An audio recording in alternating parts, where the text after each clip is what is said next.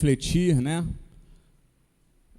sobre a vida de Jó e focarmos, né, muito, ou olharmos muito para o que Jó passou, para as aflições, né, para as lutas que Jó enfrentou. Parece que a nossa mente já está configurada, né, para focarmos mais ou darmos mais atenção à tragédia, à perca, né? A gente vê que os mais antigos aí, né, lembra dos jornais, né? Nem sei se tem mais jornal nas bancas, mas as notícias que mais se vendem, né, o que chama mais atenção são o quê? Que vem destacada lá em maior página do jornal é o quê? São as tragédias. É isso que vende, né? E parece que quando a gente lia o jornal, hoje mesmo na internet, a gente vê, pesquisa, aparece mais tragédia, mais notícias ruins do que notícias boas. Ou o destaque maior está para as notícias ruins, né? Isso vende mais. Isso para a imprensa, para a mídia, isso chama mais atenção. E isso, eu estava pensando quando estava refletindo sobre essa mensagem, isso parece que está configurado na gente, né? A gente olhar mais para o ruim, ou ter pensamentos ruins, né, em relação ao que a gente está vivendo, mas o Senhor, na palavra, Ele em todo tempo nos orienta a olhar para o alto, olhar para o autor e consumador da nossa fé, olhando firmemente para Jesus, porque Jesus é a fonte de todas as coisas boas, fonte de bênção, fonte de tudo para as nossas vidas, fonte de saúde, fonte de alegria, fonte de paz, é olhando para Jesus.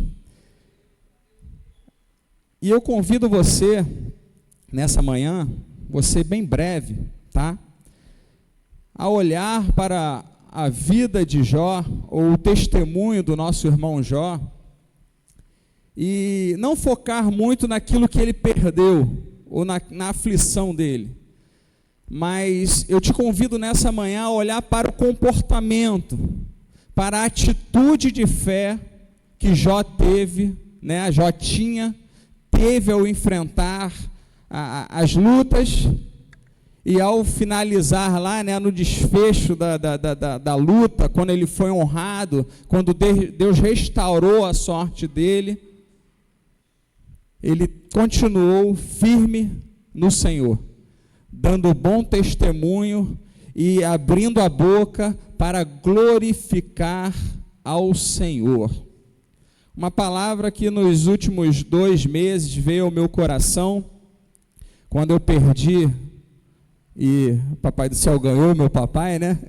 Levou para perto de si, mas a gente sente, é uma perda. A palavra está em Jó. É a palavra quando Jó diz: bem sei que tudo podes, e nenhum dos seus planos podem ser frustrados.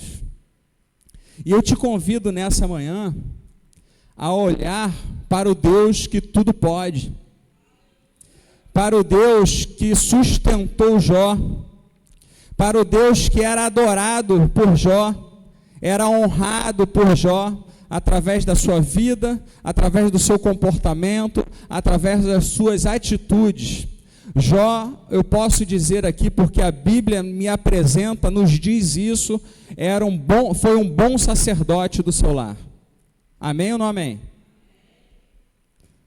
Jó capítulo 1, verso 1, a partir do verso 1 diz assim: havia um homem na terra de Uz, cujo nome era Jó, homem íntegro, repitam comigo, íntegro, reto, temente a Deus que se desviava do mal, temente a Deus que se desviava do mal. Nasceram-lhe 7 filhos e 3 filhas. Possuía 7.000 ovelhas, 3.000 camelos, 500 juntas de bois e 500 jumentas. Era um homem muito também muito numeroso o pessoal, era também muito numeroso o pessoal ao seu serviço, ou seja, ele tinha também funcionários ali, né, a seu serviço, de maneira que este homem era o maior de todos os do Oriente. Seus filhos iam à casa um dos outros e faziam o quê? Banquetes, cada um por sua vez, e mandavam convidar as suas 3 irmãs a comerem e a beberem com ele. Verso 5, decorrido o turno de dias de seus banquetes, chamava Jó a seus filhos e os santificava. Levantava-se de madrugada e oferecia holocausto segundo o número de todos eles, pois dizia, presta atenção nisso, pois dizia, talvez tenham pecado os meus filhos e blasfemado contra Deus em seu coração. Assim o fazia Jó continuamente.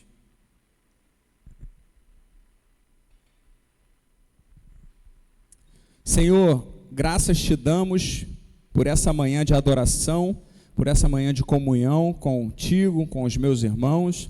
Eu te agradeço, ó Deus, te peço que o Senhor me ajude, seja comigo nesse momento da ministração, aquilo que o Senhor colocou no meu coração, que eu tenha sabedoria, graça do Senhor, e que a unção esteja sendo derramada do Senhor sobre as nossas vidas aqui, para podermos, ó Deus, aprendermos mais uma porção da Tua palavra nessa manhã e pormos em prática em nossas vidas. Obrigado, Senhor, seja conosco e fala aos nossos corações em nome do Senhor Jesus. Então nós olhamos, quando lemos, né, quando vamos ler aí, conhecer da história de vida de Jó, é muito comum a gente focar naquilo que ele perdeu, né? Mas nessa manhã, como nós lemos aqui do verso 1 ao verso 5, dá para a gente entender ou compreender quem foi Jó. Era um homem íntegro, né? Um homem honrado, honesto, irrepreensível, né? Quer dizer, integridade é isso. É você ser honrado, você ser honesto, você não dar brecha, né, para ninguém ter o que falar de você ou falar mal de você, né? Dar um bom exemplo. E tudo isso se dá porque Jó decidiu temer, seguir ao Senhor. Jó era um homem que temia a Deus. E quando a gente vê o que ele passou, se Jó tivesse os seus olhos fixos nas suas perdas, ou naquilo que ele estava enfrentando, se Jó focasse, ou sua mente estivesse ali presa naquilo, ou só memorizando, ou pensando na luta que ele estava enfrentando, talvez Jó não conseguisse a vitória, talvez Jó não conseguisse se manter firme no Senhor, com a sua fé inabalável, recebendo ali do Senhor, recebendo às vezes palavra contrária. Olha, você deve estar em pecado, porque ninguém passa por isso se não tiver uma brecha, você deve ter dado brecha. E Jó, fechando os ouvidos, não queria saber disso. Jó estava com a confiança, com a fé no Senhor inabalável em seu coração. Jó estava temendo a Deus ali e glorificando a Deus, sabendo que conservar a sua integridade, a sua fé no Senhor, e que Deus em breve iria se levantar. Deus não iria deixar ele naquela situação. Ele diz: eu bem sei que o meu Redentor vive, e no fim ele vai se levantar. Ou seja, eu continuo confiando no Senhor, porque sei quem está comigo. E aquele que está comigo, assim digo eu, né? Não está escrito, mas aquele que está comigo não vai largar a minha mão em momento algum. Aquele que está comigo, aquele que me chamou, aquele que me salvou, é aquele que vai caminhar comigo durante toda a minha vida. Momentos bons, momentos de festas, momentos de alegria, momentos saudáveis, mas momentos também que a saúde faltar, Ele vai estar comigo. Ele não vai largar minha mão. Eu olho e convido você nessa manhã a olhar para o comportamento de Jó. Foque não naquilo que foi perdido, pastor, mas foque naquilo que Deus está preservando. Palavra nessa manhã, não é frase de efeito não, é palavra do Senhor para o nosso coração. Não foque no que se foi, no que foi perdido, foque no que está sendo preservado. Isso é fé, isso é confiança. Porque quanto mais a gente foca no problema, naquilo que perdemos, na porta que se fechou, isso traz tristeza para o nosso coração. E aí o aproveitador, que é o inimigo, ele começa a trabalhar nessa situação e parece que aquela lupa que ele tem, né? Ele usa a lupa, porque ele pega a lupa assim e faz um negócio às vezes pequeno se tornar grande. Cuidado. Preserve a sua mente, o seu coração. Guarde a palavra do Senhor no teu coração. Jó preservou ali a palavra, o culto, a adoração. Nós vamos ver que ele era um homem o quê? O mais rico, o mais rico. A Bíblia não fala assim, ele era um dos homens ricos do Oriente, não, ele era o mais, ou seja, um homem de destaque. O Elon Musk daquela época, né, pastor? Cara ricaço, bilionário, né? Empreendedor, tinha jumenta, tinha boi, tinha funcionário, tinha tudo. Mas o mais importante é que Jó era um homem que temia a Deus, temia ao Senhor. Ele sabia que toda a sua riqueza, ou todos os seus bens, não poderiam acrescentar nem tirar nada daquilo que ele teria que viver. Tem momentos que o dinheiro não traz, né? Compra remédio, é bom, ajuda, mas não compra saúde. Senão os bilionários, os milionários não morreriam nos melhores hospitais. Saúde quem traz é o Senhor. Dinheiro ajuda muito, mas a nossa confiança não deve estar no dinheiro, ou naquilo que a gente pode comprar, ou na influência que a gente exerce ou tem, ou no prestígio que temos, ou no prestígio de outras pessoas. Eu sou amigo do fulano de tal, ou do prefeito, ou de não sei quem, do secretário de saúde. Tem horas que nada disso adianta. A gente bate na porta, a gente até vai, mas tem hora que a porta não se abre e não tem jeito. É orar, é buscar Deus, porque Deus dá a direção certa. Deus dá a direção certa. E a gente vê isso em Jó. Ele declara lá no verso 21 do capítulo 1, nu eu saí do ventre, e é nu que eu voltarei para lá. Ou seja, a confiança dele, a fé dele não estava naquilo que ele tinha, pastor, naquilo que ele possuía, mas a fé dele estava firmada no Senhor. A fé de Jó estava firmada em Deus, no Deus Todo-Poderoso. Não foi fácil, com certeza não. Mas Jó venceu, mantendo firme a confiança, a perseverança em Deus.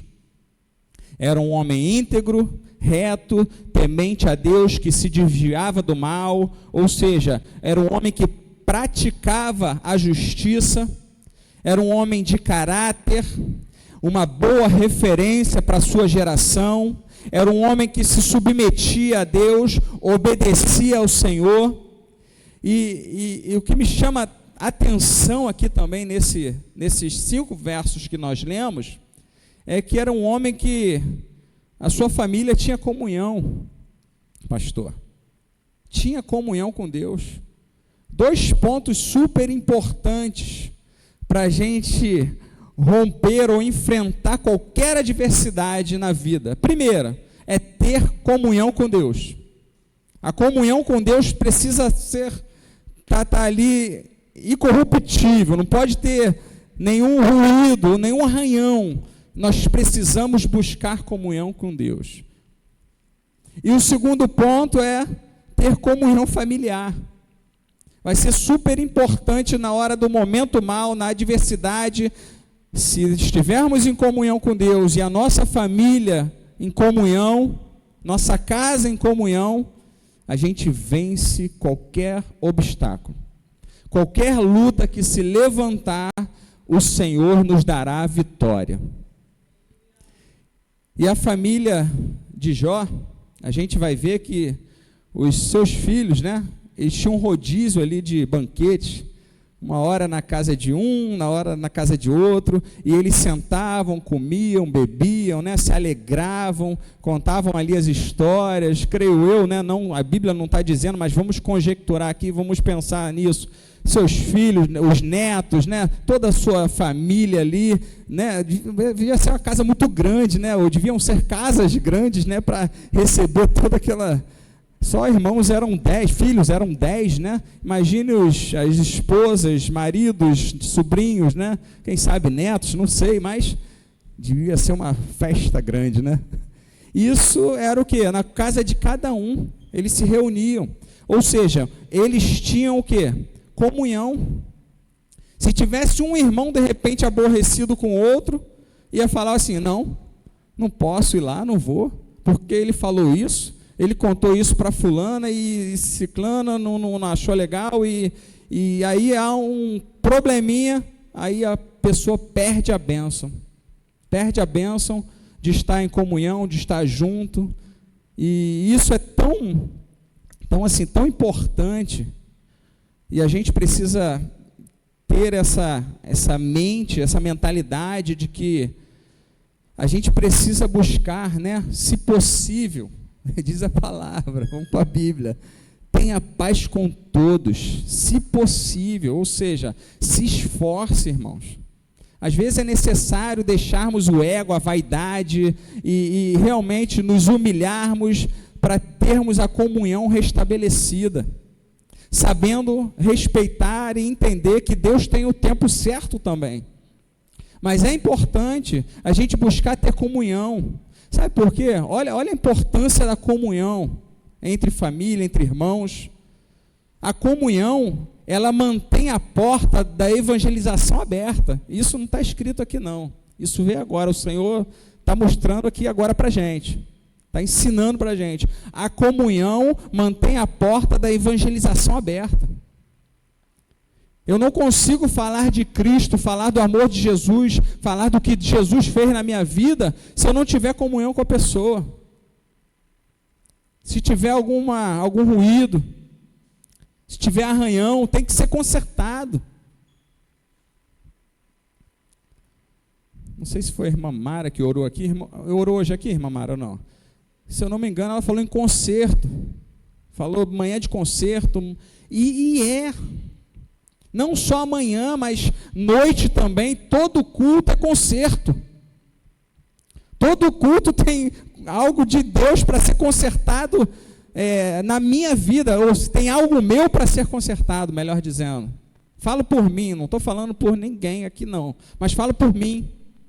Todos os cultos têm algo para Deus consertar na minha vida, para Deus botar lá no eixo, para melhorar a minha vida, ou para que eu possa desempenhar melhor aquilo que Ele tem na minha vida. Todos os cultos, concerto, adoração, louvor, todos os cultos acontecem milagre, eu acredito. Tem coisa que a gente não vê na hora, mas a gente vai saber depois, e foi naquele culto, foi no outro culto, e Deus tem feito. Culto é uma bênção. Culto é o momento da gente celebrar, da gente adorar, da gente rasgar o nosso coração. E Jó entendeu isso. Jó fala, olha, talvez algum dos meus filhos possa ter pecado, ou possa ter errado com Deus. Por isso Jó o que? Oferecia sacrifício, holocausto, em prol dos seus filhos. Intercedia por eles, para que eles mantivessem o quê? Um bom relacionamento com Deus, e tendo um bom relacionamento com Deus, teriam um bom relacionamento com o próximo. Fica mais fácil. Pega isso. Quem tem um bom relacionamento com Deus, fica mais fácil de se relacionar com o próximo. Um bom relacionamento na vertical facilita o relacionamento na horizontal. Quando buscamos essa comunhão com Deus, como buscamos em Deus, olha, não é fácil, tá? Não é fácil, estou falando aqui, mas não é fácil. Mas é possível. Ah, mas tem fulano que, poxa, não ora. Jó intercedia, irmãos. O segredo está aqui, o segredo foi revelado. Para ter uma família saudável, para ter comunhão familiar, o que Jó fazia? Jó intercedia. Jó orava. Jó buscava ao Senhor pela vida dos filhos. E nós vemos no verso 4, eles viviam o quê? Em harmonia, em comunhão. Quando tem problema, quando tem alguma situação ruim acontecendo na família, duas possibilidades: investida maligna ou vaidade humana, ou problema humano mesmo, de relacionamento. E isso é resolvido como? Intercessão, oração, busque o Senhor. Quando nós buscamos na vertical, quando a comunhão está fluindo na vertical, na horizontal fica mais fácil. Fica mais fácil. Então a família de Jó tinha uma comunhão que plena. E como foi possível? Ele levantava de madrugada, verso 5. Ele oferecia holocausto, ele cumpria com o seu dever, com aquilo que ele havia aprendido no Senhor. Se está difícil, se tem algum problema, ou para evitar problemas, busque a Deus. Busque a Deus. Busque a Deus não só para remediar, para dar medicação quando o negócio estiver já doente, o problema. Mas busque a Deus também por prevenção. Busque a Deus não quando o negócio, vou usar um termo, quando o caldo estiver derramado. Não, mas busque a Deus para nem transbordar e nem derramar o caldo. Vamos buscar. Amanhã o Senhor está falando no nosso coração. Amanhã vamos buscar ao Senhor. À noite estaremos aqui também, em nome de Jesus, buscando ao Senhor, pedindo a Deus, Senhor, prevenção, pedindo a Deus, Senhor, abençoa a minha casa, abençoa a minha família, abençoa meus negócios. Senhor, se vier a luta, seja comigo, me mostre que o Senhor está comigo, tome na minha mão, me sustenta, abre os meus olhos, acalma o meu coração. Fale com o Senhor. Fale com o Senhor nessa manhã. Se você pode, curve a sua cabeça. Nós vamos estar orando, agradecendo a Deus por essa manhã, por este culto, pela palavra dele ministrada aos nossos